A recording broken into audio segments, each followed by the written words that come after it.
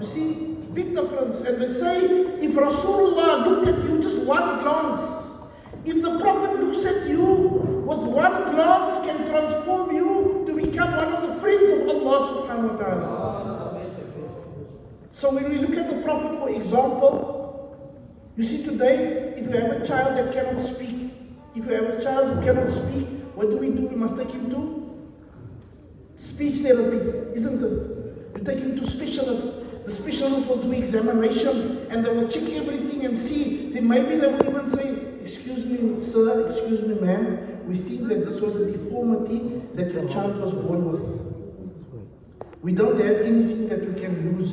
In the book of Imam Ashifa Qadi Iyad, in the book of Imam Qadi Iyad, the book Ashifa bi al-Akhbar al-Mustafa, there's a narration that says a lady took her son to Rasulullah and said, Ya Rasulullah, my son cannot speak.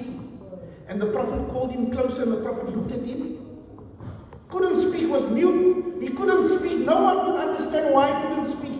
There was no cure for him. But Rasulullah looked at him without all the scans and all the modern medical assistance that you find today. Rasulullah just said to him, Man ana? Who am I? Immediately he said, Muhammadur Rasulullah. You see the difference is the Prophet, he addressed the tongue of the boy, not the boy, he addressed the tongue of the boy. This is the difference of how we understand, because every part of your body, your fingers, your eyes, your ears, every part of your body can recognize the honor of Rasulullah. And then we must understand, we take example of one of the great Awliyaa Salihin known as Sheikh Ashraf Jailani rahmatullahi. He is the Sheikh of the Ashrafiyya Tariqah. So what happens is, to show you, one day he goes to India and he goes on the mountain top and he sees these Hindus worshipping the mountain that was made out of idols. He comes to the top, he meets the priest of the Hindus.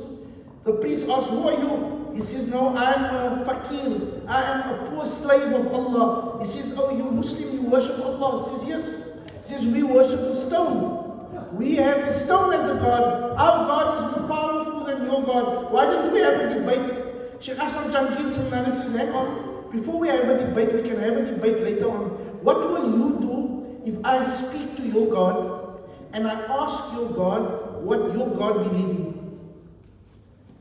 He says, if my God speaks back to you and he answers you, then I'll believe in whatever my God says.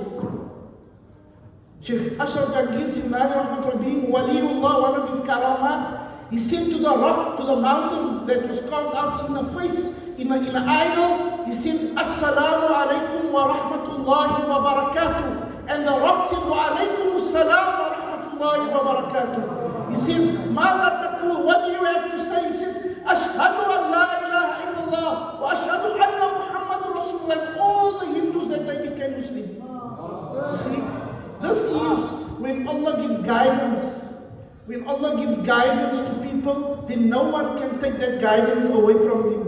So for us to know is that Allah mentions in Quran, Ala inna awliya Allah la khawfun alayhim wa la hum yahzanun.